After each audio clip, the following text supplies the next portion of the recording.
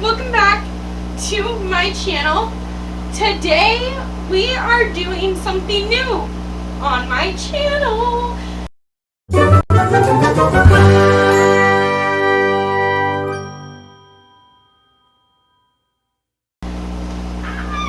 So tomorrow is the official first day of summer, although it's been 120 degrees where I live, which is just nasty. I have been seeing a ton of summer TBRs popping up on my feed for YouTube because your girl watches a lot of BookTube, and I haven't watched any of them, but I was like, you know, we've never done a seasonal TBR, so why not start now?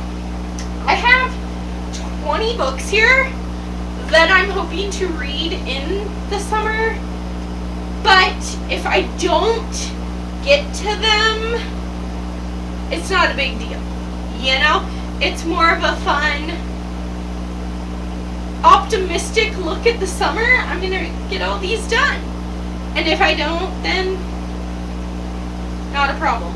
I also have monthly TBRs, which will be changing a lot in July because everything is done for that. I just have to make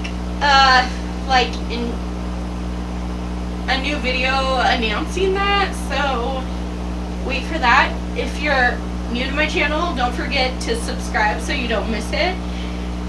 And if you like these kind of videos, give this video a big thumbs up, and I will do like seasonal recommendations if that's something you're interested in. Anyways, let's get into it. For me, when I think about summer, I think about fun and adventures and love. One or two fantasy? What? Your girl wants to read fantasy? Yeah, I do. Let's start this with the only middle grade on my summer TBR. Pax by Sarah Pennypacker. Beautiful cover. It's a fox. So this is about this boy who has a pet fox. His name is Peter. Not the fox, the kid. The kid's name is Peter, and Pax, his pet fox, go on a lot of adventures, and then his dad loses his job and they have to move in with his grandpa. And his grandpa says no foxes allowed in his house, so he lets Pax go in the wild, and it's a heartbreaking adventure of Pax finding his family, and it's gonna be so sad and so cute, and it screams summertime to me. Let's get my fantasy out of the way. Yeah, let's get my fantasy out of the way. I'm gonna start with the one I'm not sure if it has fantasy, but I feel like it has fantasy elements, even if it's not 100% fantasy, because it takes place right here. The Thousandth Floor by Catherine McGee, who is the author of American Royals, which was a great duology that I've read this year. But I've heard that this has a lot of drama. This takes place in the future in New York City in 2118. And the further up you go in levels, the more famous, the more rich you are, the better standing you are in the world. So the bottom floors are like everyone in poverty, and then as you go up, you have more money and more power in the world, I guess. Yeah. And I heard that there's lots of drama. I think there's some kind of magical element It says the higher you are, the farther you fall. I honestly, Catherine McGee, she has the potential to be a favorite author, so of course I'm gonna get it. These two are both definitely fantasy. That one, I think it has magical elements, but these are definitely fantasy. And like I said, summer is just fun and full of adventure, and I think that both of these are fun, full of adventure. So let's start with the Hazelwood by Melissa Albert. Look at that cover first, you know, like, beautiful cover. Hey, I'm wearing green and it has green. It's about this girl. Her grandma is a writer, and she wrote the Hazel Woods, which is like a land of fairy tales. And then her grandma dies, and her mom gets sick, and she needs to go to the Hazelwood to find this key to help her mom so she's not sick anymore. But her mom told her not to go, that she's just gonna basically die. And she teams up with someone who has read all of her grandma's books, and they go into the Hazelwood. I'm probably missing a lot of details about this book. And then this one has been on my physical TBR for so long, and I am kind of intimidated by it. Not just because of its size, which is not quite 500 pages, but its size, it's pretty decent size. But it's also by an author that I've read from previously, and I did not hate it, but I didn't love it either. Her writing is very different than I'm used to, and it was just very hard to get into the first time I read a book by this author. And not only that, it's fantasy, dark academia. I like the idea of dark academia, but I haven't really read any yet, so we're gonna try this out. This is Ninth House by Leigh Bardugo, adult debut. We already kind of stepped into slow burn murder mystery. Let's get the last two mysteries out of the way. The first one is Madam by Phoebe Wynn. This is an arc that came out last month, and I have gone behind on my arcs, so I do apologize to the publisher that sent this to me. Thank you so much. But I really do want to read it. This takes place in Scotland in a castle by the sea. It's a secretive school for the privileged women. And then it's murder mystery boarding school. This is also dark academia. I think it might be historical fiction too. Oh, no. This takes place in 1993, which is the year I was born. And the last murder mystery that I'm hoping to read this summer is All the Pretty Things by Emily Arsenal. Hold on one second. Oh my goodness. Okay, so we have a special guest. This is Bella. Good girl. We're gonna try and do this with her right here. We'll see how this works. So, All the Pretty Things is about this girl named Ivy. Can you stop? Can you stop? I'm gonna put you down.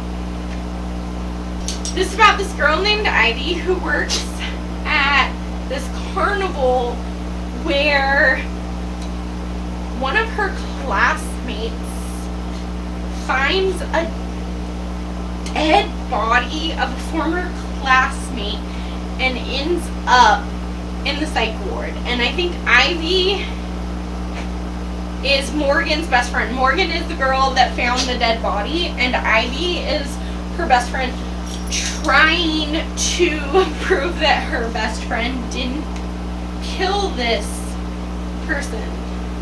Then the next 3 books, yeah, count them, 3 books that I have on my summer TBR have the same overall theme, kind of. They all have to do with road trips. Let's start with Becoming Chloe by Katherine Ryan Hyde, the author of Pay It Forward, which I still have yet to read, but I like that movie. They hit the road to discover the truth, and there's no going back from what they find out. I think summer is the perfect time for road trips.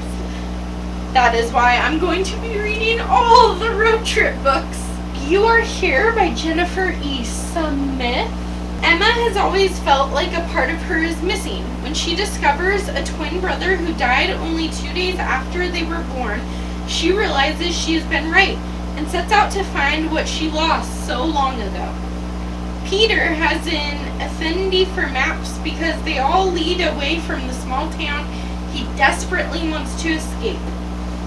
He decides to tag along with Emma on her trip, but at first glance, the fact that he and Emma are neighbors is all they have in common. The last road trip book is the one about exes. This one is To a Street by Lauren Barnholt. And if you open it up, it's actually like a full-length car. He's working on the front, and she's looking in the trunk. This one says, there are 2 sides to every breakup. So I feel like they're gonna go on this road trip and they're gonna fall in love again, and it's gonna be hilarious, and my heart is gonna love it. Let's just move on to these 2. They are very, very different, but they're both kind of about the wilderness, and this one's more survival, this one's just more camp. So we'll start with A Map for Wrecked Girls by Jessica Taylor. Yes. Emma did something terrible to her sister, something that cannot be undone. Emma and Henry were supposed to grow old together. They were sisters and best friends. Emma has always imagined them as little old ladies living together in a huge house by the sea. But now that might never happen. After a boat crash, Emma and Henry are washed up on shore, along with Alex, their friend. The island is beautiful, but there is no fresh water, food, or shelter. All they have are each other and their secrets. This one is The Season of You and Me by Robin Constantine. I think it's a summer camp where this girl, Cassidy, goes, and this is, the guy's name is Brian, and he is a camp counselor, and I think it's like opposites attract type of romance, I think. Okay, then this one, okay, My Girlfriend's Boyfriend by Elodie Strain.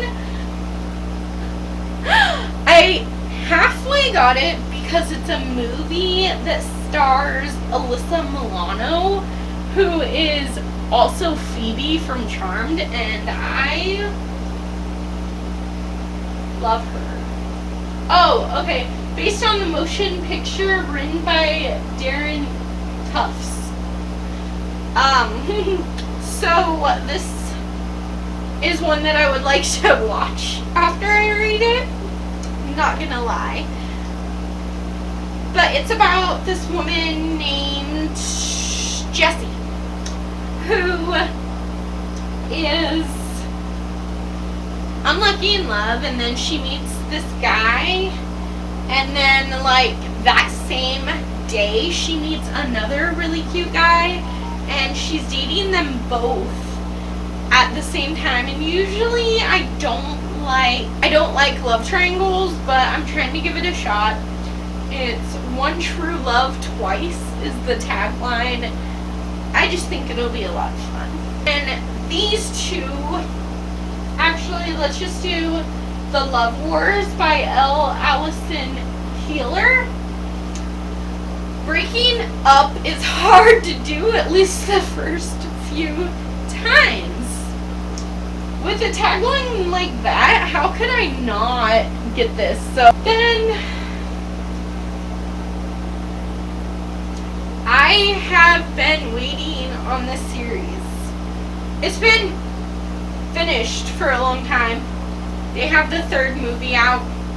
I haven't even watched the third movie because the thing is, I loved the first book and the first movie. The second book was kind of garbage, and the movie did a good job of portraying the book, but I thought it was garbage. So I'm very hesitant to read the third book in the series, but I loved the first one so much. Amanda, if you're watching this, this is why I don't read series, because the first one is so good, the second one was, like, honestly garbage, and I've almost lost all interest, but that movie's finished and I kind of want to see it, but I don't know. So the one that I'm putting on my summer TBR is Always and Forever by it's not by Laura Jean. Always and Forever, Laura Jean by Jenny Han. I don't know what this one's about. I know the first one has the fake dating trope, which is one of my favorite tropes in romance. Side note on that though, I am kind of new to the romance genre, so there are a lot of tropes that I haven't experienced yet, like on my TBR, not my summer TBR, just my TBR in general. There is a book with A Marriage of Convenience, which I've never read, but I have watched movies like that, and I love the movies, so maybe I'll like that. And like A Shared Bed, I know that's a trope that I've never read. I'm thinking Flatshare has that trope. And then there's just a lot of tropes I haven't experienced yet, but it's something that I'm kind of slowly dipping my toes in. But as of right now, fake dating is my favorite romance trope. These three are by the same author. They are by an author who I have once or twice or a lot said that is hit or miss with me. However, I can only think of one book that she's written that I really did not like, and I can't even remember why. It might have just been that I wasn't in the mood for like a YA romance, or maybe that book just really wasn't for me, which is fine either way. So I got 3 books by this author. Are you guys ready? Are you ready? Do you want to know who the author is? Do you? I know you're excited. I'm excited too. Okay, Casey West. Oh my gosh. I got some Casey West books. And they're all gonna go on my summer TBR because I want them to. So, On the Fence by Casey West. This is about Charlie, who has been raised by a single dad and 3 brothers. She's like very tomboyish, but she's not good at being a girl. Or she doesn't know how to be a girl, you know. And, So she starts working at this cheap boutique to pay off a speeding ticket, where she has to like recommend fashion and makeup and, you know, all that kind of fun girly stuff. And she gets very stressed out, and to cope with her situation, she starts talking over the fence to her neighbor who she grew up with as one of the boys, and I think over the fence, or like on the fence, they fall in love with their little late night secret talks. There's P.S. I like you. It's supposed to be funny and heartwarming. Oh, okay, I remember. This is about Lily, who is spacing out during chemistry class, and she writes song lyrics on her desk, and when she comes back to chemistry the next day, someone has finished off her song lyrics on her desk, and she has no idea who it is, but they start leaving notes for each other, and they fall in love over these letters and the song lyrics and everything like that, but they don't know who the other person is, who they're talking to. And I've read a few books that have that like mystery love element, like Simon versus the Homo sapiens agenda, or Tell Me Three Things. Those are great examples of this kind of trope. I don't know if it's really a trope, but I'm calling it one, and I love those kind of books. And then the last book for my summer TBR is Casey West again. It's Lucky in Love. So this is about Maddie, who wins the lottery, and then her life changes because everyone wants to borrow money, and everyone is acting like she's different because she won all this money, except for the boy that she works with at the zoo. He doesn't know that she won this money, and he treats her great, and then it's some kind of like love story between them. You guys, before you leave, let me show you something so cool. Okay, so I'm finishing my goals board, but look at how, hold on, look at how far we are. 92%. Let's see, do you see it? 92%. I am so excited. At the beginning of this year, I made a goal to get 100 subscribers. I have 92 subscribers, so thank you so much if you're new to my channel, or if you've been here from the beginning. To celebrate 100 subscribers, when I hit 100, I'm going to be doing a book giveaway of one of my favorite books. I'm gonna just really peruse my bookshelf with you on camera. I'm gonna see if I can do it live. I haven't ever been live on YouTube though, so we will see. We will peruse my shelves, my favorite shelves, and one of you lucky winners will win that book from me. And then I might do like a Q&A or a fun tag, or just something to celebrate. I know I'm gonna get balloons and stuff. It's gonna be so much fun. So we're almost there. We're almost at 100, and when I get 100, there will be a giveaway and some kind of fun video after that.